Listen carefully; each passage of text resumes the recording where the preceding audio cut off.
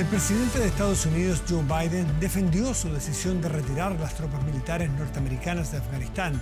Esto ante los comentarios y las críticas que responsabilizan a Washington de dejar solo a ese país asiático, luego de que el talibán se apoderara de la capital, Kabul, lo que propició la huida incluso del propio mandatario afgano. En su alocución, Biden explicó que cuando asumió el cargo, tuvo que continuar con lo iniciado por su antecesor, Donald Trump, quien había llegado a un acuerdo con los talibanes para retirar las tropas estadounidenses en mayo de ese año, algo que, si bien no se cumplió a cabalidad, el actual mandatario no quiso echar pie atrás ni detener el plan. Pero pese a la salida de las tropas estadounidenses, el presidente Joe Biden aseguró que no abandonarán a Afganistán y prometió alzar la voz, tal cual, alzar la voz sobre los derechos de las mujeres ante el regreso del mandato talibán, que sabemos que siempre ha tenido a las mujeres como principales víctimas. Cuando el día termina, comienza medianoche.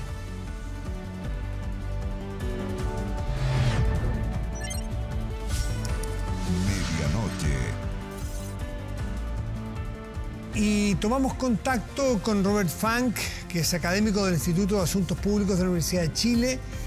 Robert, buenas noches, ¿cómo estás? Gracias por recibirnos. Hola, ¿cómo estás? Buenas noches. Buenas noches. Para seguir la conversación de lo que yo estaba planteando aquí en la introducción, Biden podrá ser más o menos responsable, Trump lo habrá iniciado, esa discusión podrá quedar, pero que seguir haciendo lo mismo que venía haciendo Estados Unidos hace 20 años, claramente no tenía ningún sentido ni iba a lograr ningún resultado positivo. ¿Compartes esa idea? Sí, ese fue el mensaje principal que entregó el presidente Biden hoy en la tarde.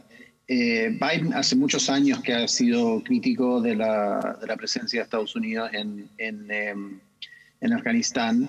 No es difícil, conociendo la historia de Afganistán, entender de que las opciones o la posibilidad de un éxito militar eran casi nulas. Ahora, dicho eso, Biden también dijo, y creo que tiene razón, que a un nivel hubo un cierto éxito. O sea, los objetivos principales que se pusieron para la invasión que comienza el 7 de octubre del 2001 fueron logrados, que fue reducir la amenaza que representaba Al-Qaeda desde su base de operación en Afganistán y encontrar a Osama Bin Laden.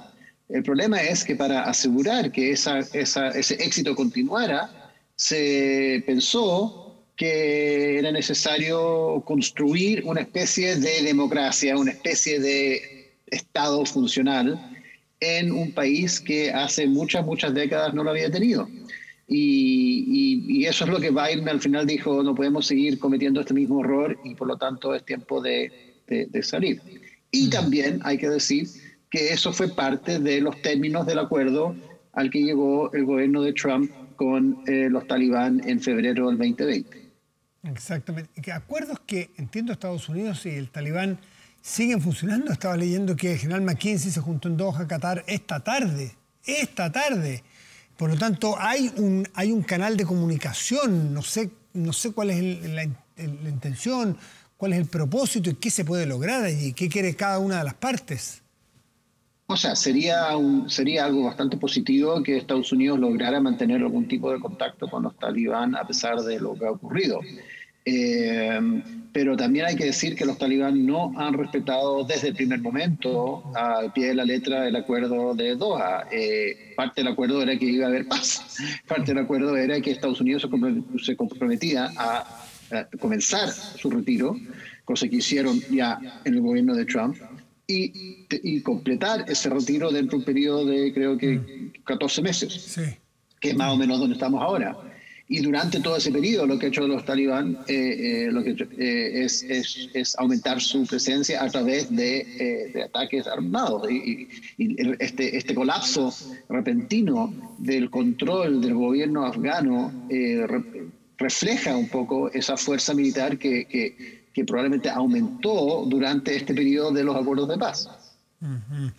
Ahora, el punto es que el talibán queda queda con bueno, mucha fuerza política, ¿no es cierto? Es un vendaval político que pasó por Afganistán completo. No creo que nadie se le anime hoy día a intentar competirle, ¿no? Pero además queda con una fortaleza material importante. Entiendo que queda con mucho armamento, que queda con muchos recursos.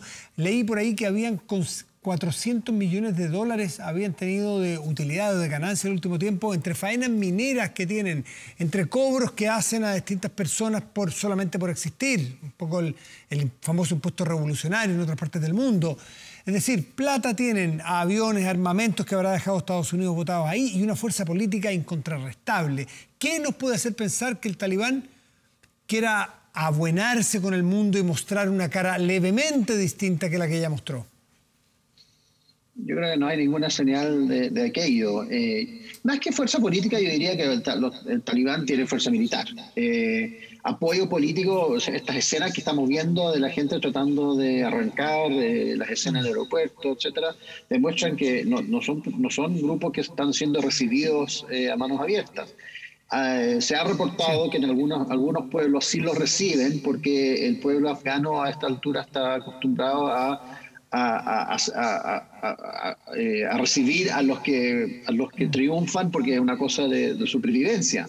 Pero está claro que lo que viene ahora es un periodo bastante oscuro y por lo tanto no sé si hay apoyo político como tal y tampoco va a haber es difícil pensar que van a haber elecciones como han habido en el último tiempo a pesar de muchas irregularidades que pueden haber existido. Yo creo que viene un periodo oscuro.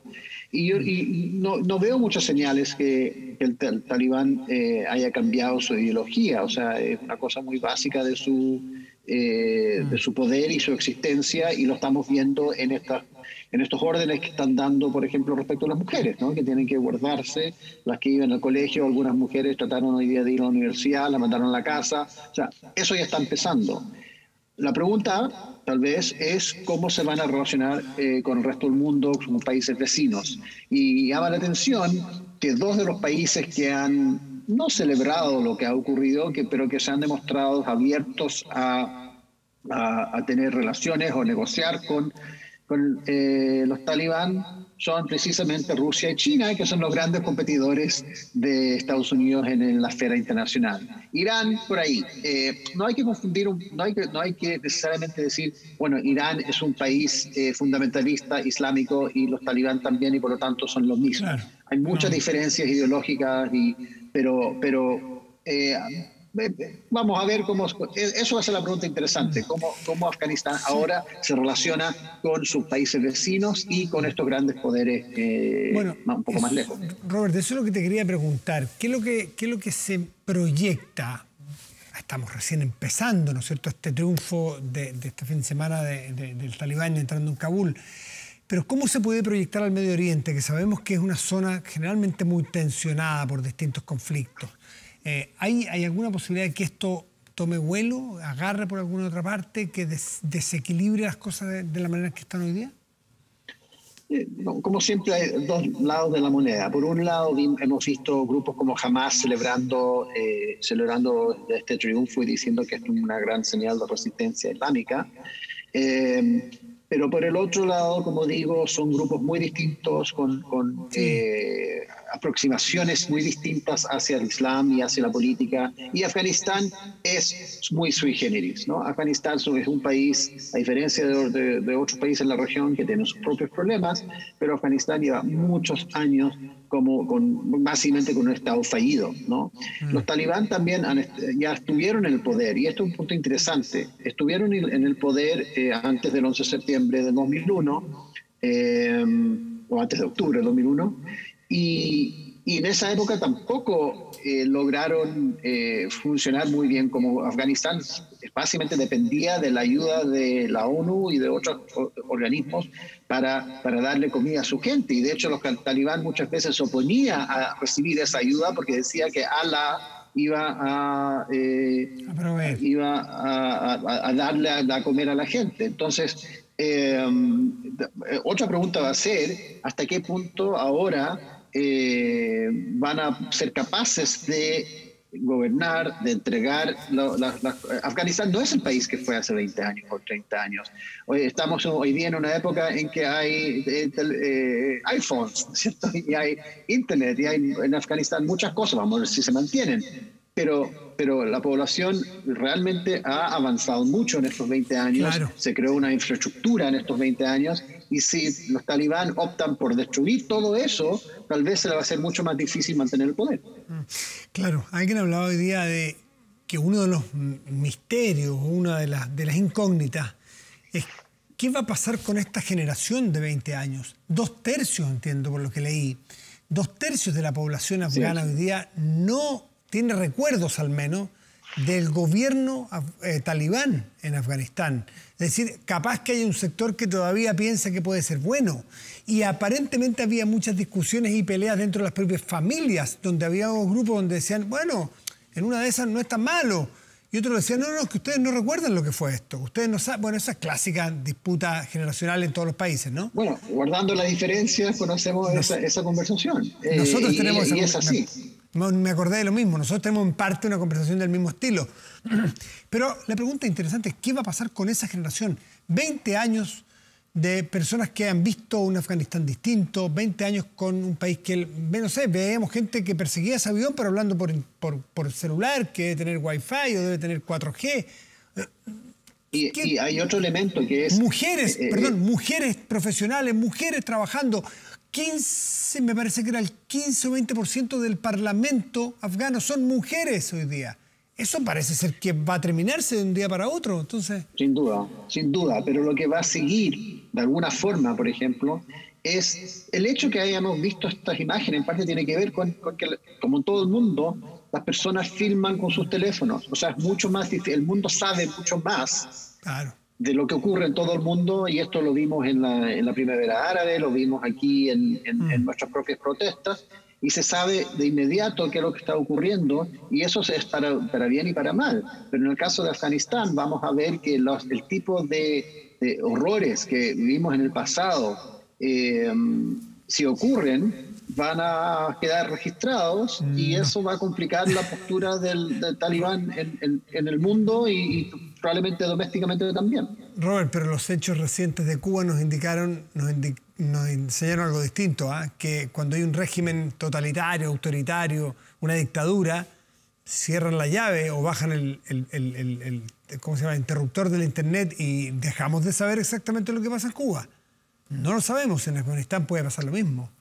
Sí, o sea, es lo más probable, y insisto, lo vimos con la primavera árabe. O sea, ocurrió esta explosión, se filmó, eso creó expectativas, creó esperanza, y en casi todos los casos esa esperanza, o sea, hay que recordar que la guerra civil en Siria comienza con protestas contra el régimen, y ahí está Assad todavía. Entonces, sin duda los talibán han aprendido esa lección, pero a lo que voy es que el mundo es distinto, y esa generación que tú mencionas es una generación distinta, y si bien les puede tomar mucho tiempo, no van a estar felices. Ese ¿cuánto hay? 70% no va a estar feliz con lo que está ocurriendo, y eso da alguna esperanza que en el futuro se pueda construir otra cosa.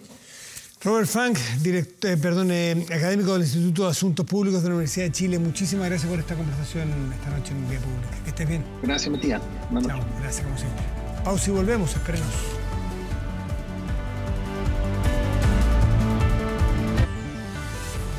Estamos de vuelta y de inmediato revisamos las informaciones más relevantes de la jornada con Marco Fleming.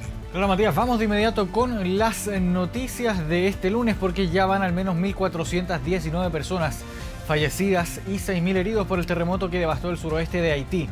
Los países de la región, entre ellos Chile, ya enviaron ayuda humanitaria mientras se aceleran las labores de rescate.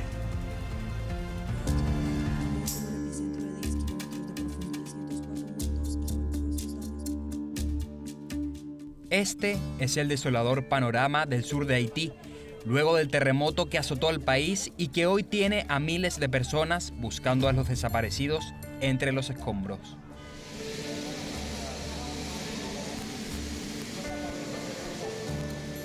Hay personas desaparecidas. Los caminos para llegar con asistencia, con ayuda, están bastante cortados. Los equipos no han llegado al lugar exacto porque hay derrumbamiento de tierra.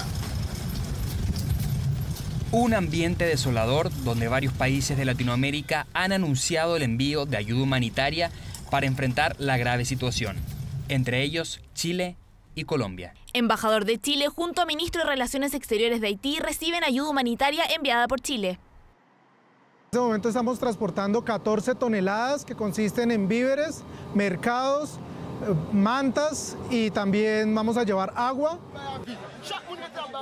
El terremoto ha dejado a más de 3.000 viviendas destruidas y al menos 5.000 con daños importantes. La ayuda humanitaria es principalmente de comida y medicamentos, pero la cantidad de viviendas perdidas tras el terremoto preocupa a los habitantes del sur del país. Nuestra principal preocupación es conseguir carpas. Necesitamos al menos 30.000. No estábamos preparados para esto. El único alivio para Haití fue que el esperado paso de la tormenta Grace fue menos fuerte de lo esperado y se hizo sentir solo como depresión tropical en el territorio. Un país que vive una fuerte crisis social y económica que ahora se ve empeorada tras el terremoto. Bueno, yo creo que es un momento súper complejo también de la situación país. No se ve ayuda, o sea, ya llevamos 3 días y no ha entrado nadie por el momento, o sea, como no se ve en las calles. El terremoto ha dejado hasta el momento una decena de réplicas, mientras las autoridades locales trabajan a contratiempo para acelerar el rescate de los afectados por los derrumbes, en medio de la tragedia que vuelve a enlutar al país más pobre de América. Y de regreso a nuestro país hay alerta en la zona centro-sur porque a partir de este miércoles podrían caer hasta 70 milímetros de agua en la región metropolitana. Se trata de un sistema frontal que sería el más importante en lo que va del invierno y por lo mismo las autoridades hacen un llamado a evitar zonas precordilleranas.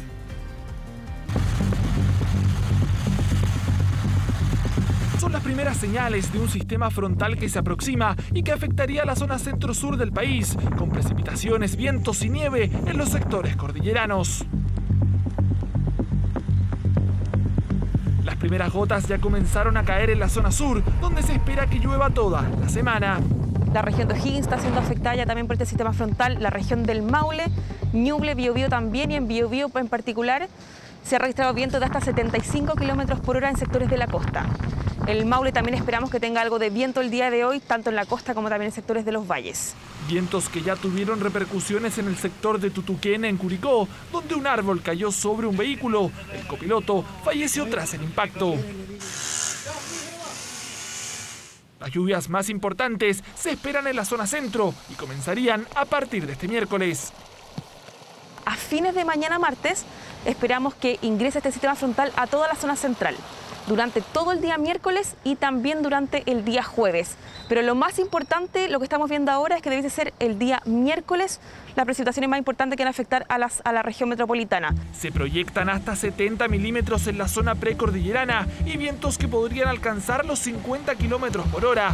Por lo mismo, las autoridades ya iniciaron un plan preventivo junto al Servio y los municipios, principalmente de San José de Maipo y Lo Barnechea. El llamado a las personas es no hacer turismo en esos días, porque de acuerdo al monto que va a precipitar, particularmente de miércoles para jueves, pudieran activarse esas quebradas y pudiésemos tener más de algún problema. A estar atentos durante particularmente la noche del día miércoles para jueves, que se tomen las medidas en los domicilios como limpieza de canaletas, por ejemplo. Medidas preventivas que también han tomado las empresas eléctricas. Desde CGE aseguran que ya reforzaron todo su funcionamiento al igual que en él, para evitar cortes del suministro que se han dado durante los últimos sistemas frontales en la capital. Hemos reforzado toda nuestra capacidad técnica en terreno y nuestros canales de atención estarán disponibles 24/7 para recibir solicitudes de nuestros clientes. Parte del plan preventivo fue chequear el estado de las piscinas decantadoras en la quebrada de Macul. La preocupación está puesta en la isoterma cero, que podría estar en torno a los 3.000 metros. Llover muy alto en la cordillera y eso es muy probable que genere algún tipo de desprendimiento, sobre todo en las partes más altas. Y en marzo de este año, después de las lluvias del verano, se hizo un reforzamiento y una limpieza de las mismas. Lo que por lo menos me genera tranquilidad en este sector de la ciudad. Lluvias que podrían dejar estragos, pero también dar una mano. Los agricultores tienen expectativas de que esta lluvia los ayude a enfrentar la sequía que vive el sector. Las norias van a tomar un poco de agüita. y los terrenos se van a humedecer un poco. En ese sentido nos sirve bastante, pero con esto no digamos que no nos va a faltar agua, igual nos va a faltar. Tenemos la esperanza de que todavía vuelvan sistemas frontales importantes. De hecho, es probable que este fin de semana también vuelvan a caer algunas precipitaciones, pero hasta el momento el sistema frontal que nos va a afectar el miércoles y el jueves va a ser de todas maneras el más importante hasta el momento del invierno. Un sistema frontal que nos recuerda que seguimos en invierno, en medio de uno de los años más secos de la historia. ¿Se debió focalizar la extensión del ingreso familiar de emergencia? Esa es la pregunta que genera debate y que abre una nueva discusión. La masiva transferencia de fondos estatales sumado a un eventual cuarto retiro estaría generando una importante alza en los precios de productos y servicios. El gobierno insistió en que la ayuda universal aún es necesaria. Sí, están más caros. Y además hay poca variedad de productos. Desde cuando cotizamos abril-mayo, ahora subieron bastante. Precios más altos y menos productos disponibles, un escenario que se transformó en lo habitual para los consumidores en Chile. La feria está más cara, algunas veces antes uno iba a la feria y encontraba cosas más baratas que en el súper, ahora a veces pasa al revés. La inflación en 12 meses llega al 4,5%, es un hecho que los precios subieron y la perspectiva es que lo sigan haciendo con el anuncio de la extensión del ingreso familiar de emergencia.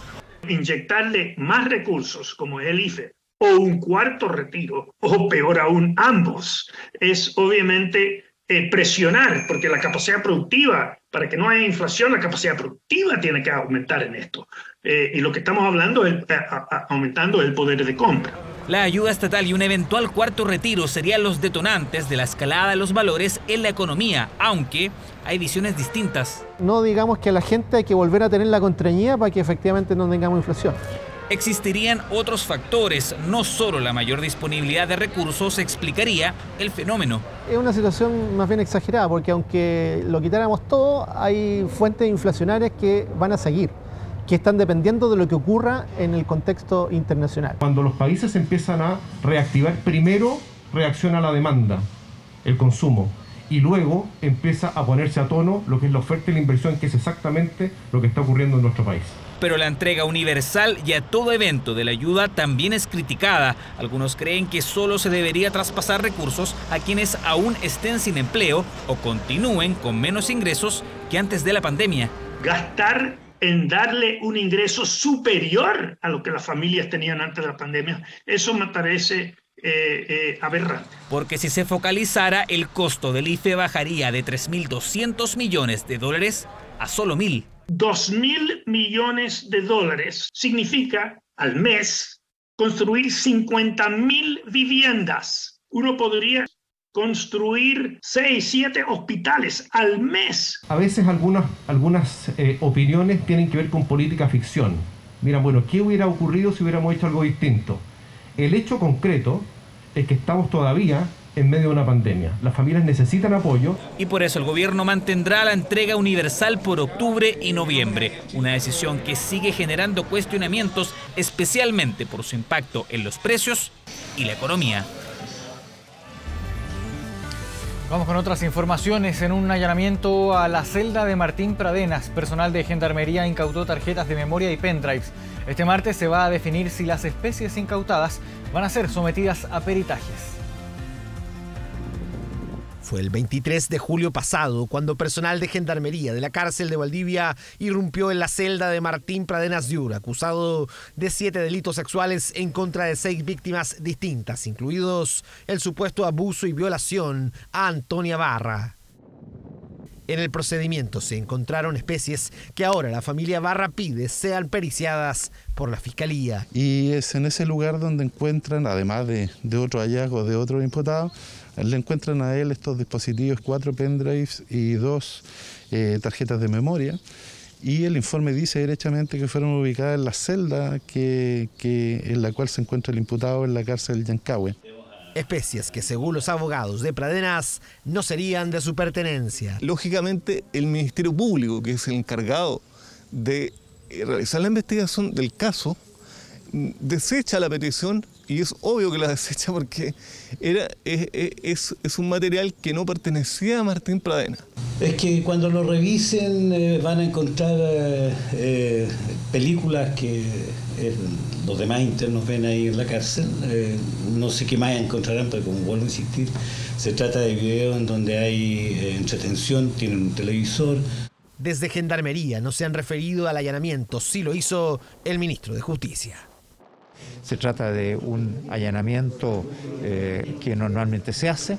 Se hizo a varias celdas, los elementos se le entregan, por ejemplo, los teléfonos y las memorias se le entregan a los fiscales para que puedan ellos hacer las investigaciones correspondientes con la información que hay en esas memorias o en esos teléfonos. Desde la Fiscalía señalaron que todo se discutirá en una audiencia extraordinaria este martes, momento en que se definirá si el Ministerio Público periciará o no las especies encontradas en la celda de Pradenas. Vamos de inmediato a las calles de Santiago, tomamos contacto con nuestro compañero Rodrigo Pérez, que trae las novedades policiales de las últimas horas. ¿Cómo estás, Rodrigo? ¿Cómo están, Marcos? Buenas noches. Vamos a revisar a continuación las últimas noticias policiales y durante estas últimas horas nos hemos trasladado hasta la comuna de Tango para informar sobre un violento asalto del que fue víctima una familia en el condominio Valle del Sol. Al menos 7 personas estaban al interior de un domicilio que está ubicado en este recinto, entre menores de edad y también familiares, adultos. Ellos estaban en la casa. De un momento a otro, al menos 4 sujetos quienes ingresaron por la parte posterior de este domicilio, llegaron hasta la casa, ingresaron a la vivienda y comenzaron así a intimidar a todos los integrantes de la familia. Estamos hablando que al interior de esta casa habían niños de 2, 9, 10, 13 años también, otros familiares. Ellos fueron amarrados con los cordones de los zapatos, también con algunos cables de distintos elementos electrónicos y así comenzaron a robar distintas especies. Incluso los propios niños eran amenazados de muerte, según lo que nos relataban los familiares. Los individuos estuvieron cerca de 30 minutos al interior de esta casa, robaron distintas especies entre joyas, productos electrónicos, un avalúo que la familia estima sería de cerca de 30 millones de pesos y posterior al delito después, estos sujetos escaparon con rumbo desconocido. Carabineros llegó a los minutos posteriores a este delito, pero ¿cómo se dio el aviso? Una de las niñas se sacó las amarras y fueron ellas quienes también llamaron a sus padres y ellos también dieron aviso a Carabineros y de esa manera entonces se pudo llegar hasta este lugar donde durante estas últimas horas ha estado realizando todo un operativo por parte de Carabineros para así detener a estos sujetos que una vez cometieron este delito, escaparon con rumbo desconocido. Tenemos algunas declaraciones, hemos conversado con la policía, algunos familiares nos han entregado sus impresiones en torno a este violento asalto que ha ocurrido durante estas últimas horas aquí en este condominio en la comuna de Calera de Tango. Mi hija vio eso y escondió su celular en su estómago y luego por ese celular nosotros nos pudimos percatar y pudimos venir hacia acá a ver lo que había pasado. Empezaron, quédense calladitos, porque vamos a estar jugando con ustedes. Ya empezaron a tomar los niños y amarrarlos con cable.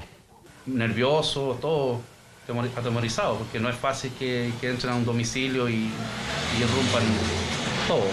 Procedieron a ingresar por una de las ventanas y los conllevan, digamos, los trasladan hasta el living, con la finalidad de atarlos de mano y pie y sustrayendo una cantidad indeterminada de especies de valor. Fueron minutos de terror los que vivió esta familia. Por suerte no hay personas lesionadas, personas heridas. Estos sujetos estaban con desatornilladores, no estaban armados según lo que nos indicaban los propios afectados. Una situación que tiene que ser investigada. Hay cámaras de seguridad en este condominio, sin embargo no hay cámaras que hayan apuntado al lugar exacto donde entraron. Y la casa cuenta con cámaras de televigilancia, pero los individuos robaron todos los registros y hasta el momento no hay ningún rastro que haya dado pista de videos, por ejemplo, para así entonces esclarecer aún más todo este violento asalto ocurrido durante estas últimas horas aquí en este condominio, en la comuna de Calera de Tango. Vamos a revisar a continuación otras noticias policiales. Vamos hasta la comuna del Bosque. Distintas diligencias de Carabineros permitieron la detención de 2 personas quienes estaban circulando en un automóvil que mantenía encargo por robo y que había sido sustraído el pasado domingo durante la noche. Ustedes están observando imágenes de este seguimiento que fue realizado por funcionarios de Carabineros. Todos ellos Comenzaron a seguir estos individuos en las calles Los Martínez con Padre Hurtado. Ahí se inició todo este seguimiento que duró por varias cuadras. Incluso estos sujetos, al ver la presencia de carabineros, colisionaron con un motorista de la policía uniformada.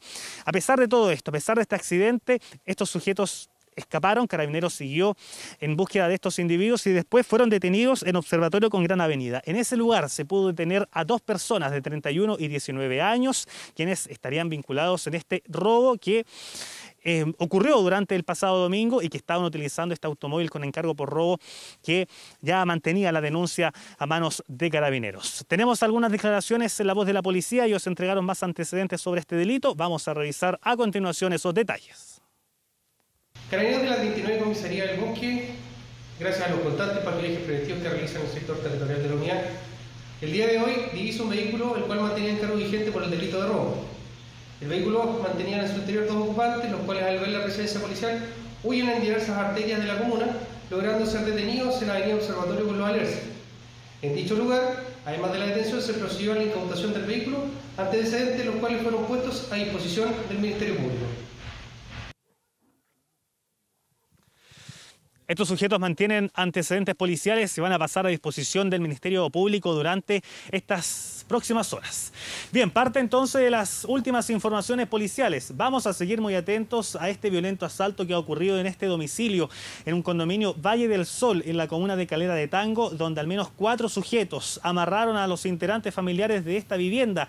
Habían menores de edad, niños, también otras personas. Se robaron entre cerca de 30 millones de pesos aproximadamente. Detenidos no hay, y es por eso que se están realizando distintas diligencias para encontrar y detener a estos delincuentes. Muy delicada situación que afectó a esta familia. Gracias, Rodrigo, por el informe. Buenas noches. 1 de la madrugada con 34 minutos. Hacemos una pausa y ya volvemos.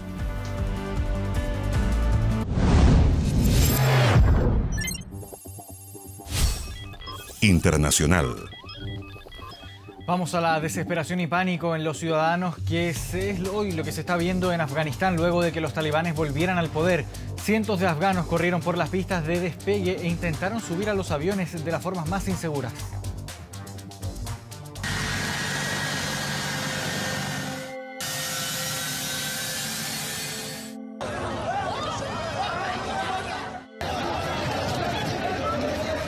Escenas desgarradoras y cargadas de desesperación.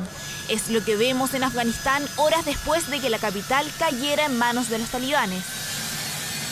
Miles de personas acudieron al aeropuerto de Kabul con la esperanza de salir del país y huir del regreso de los talibanes al poder luego de 20 años de guerra. Nunca en mi vida me había sentido tan desamparada, desesperada, pobre y miserable. Todos nuestros logros de hace 20 años, tal vez, simplemente desaparecen en un parpadeo de pocos días. Corriendo en la pista y aferrándose a las escaleras de los aviones, la gente huye como puede, mientras las tropas de distintas misiones retornan a sus países. Incluso se pudieron ver dramáticas escenas de afganos cayendo desde aviones en vuelo. Hace 4 meses, Estados Unidos anunció el retiro de sus tropas de Afganistán, luego de apoyar durante 2 décadas al ahora saliente gobierno de ese país y financiar con cientos de millones de dólares a las fuerzas afganas. ¿La toma de Afganistán por los talibanes es inevitable? No, no se debe a que las tropas afganas tengan 300.000 soldados bien equipados, tan bien equipados como cualquier ejército del mundo,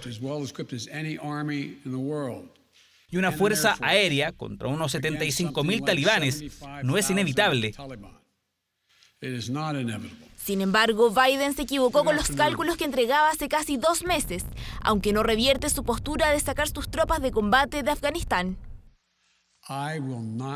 No voy a repetir los errores que hemos cometido en el pasado, errores de quedarnos y luchar de manera indefinida en un conflicto que no es para el interés nacional de Estados Unidos, para duplicar una guerra civil en un país externo, para tratar de reconstruir un país con despliegues sin fin de las fuerzas estadounidenses.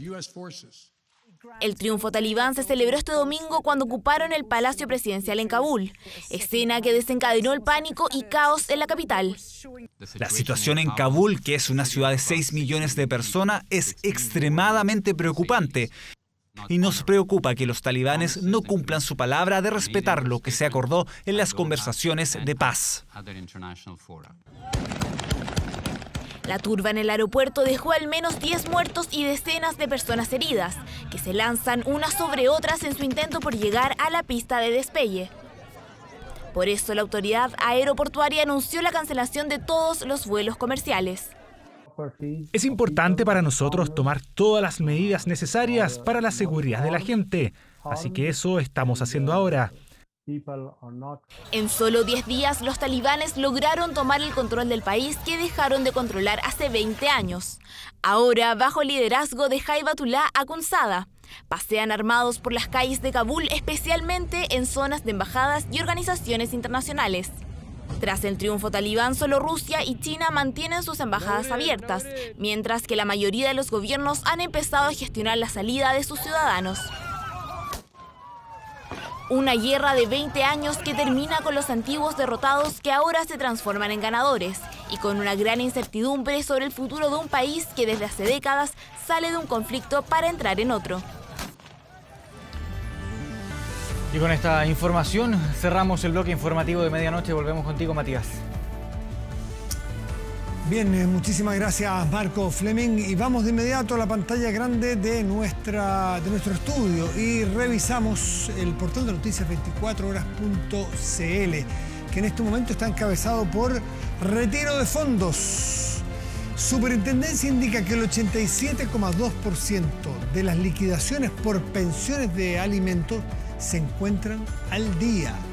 Más detalles aquí en 24horas.cl, así como de todos los contenidos que se han producido en las distintas plataformas de TVN. Revisamos de inmediato el tiempo para hoy, martes 17 de agosto de 2021. Santiago tendrá cielo nublado y una máxima probable de 17 grados, en tanto Juan Fernández en la región de Valparaíso tendrá chubascos y una máxima probable de 15 grados. Con esta información nos despedimos. Los dejamos invitados a que sigan atentos a las distintas frecuencias, entregas que tenga TVN a través de Canal 24 Horas, Siempre Noticias, nuestro canal abierto y nuestros portales de noticias. Muy buenas noches y gracias por venir.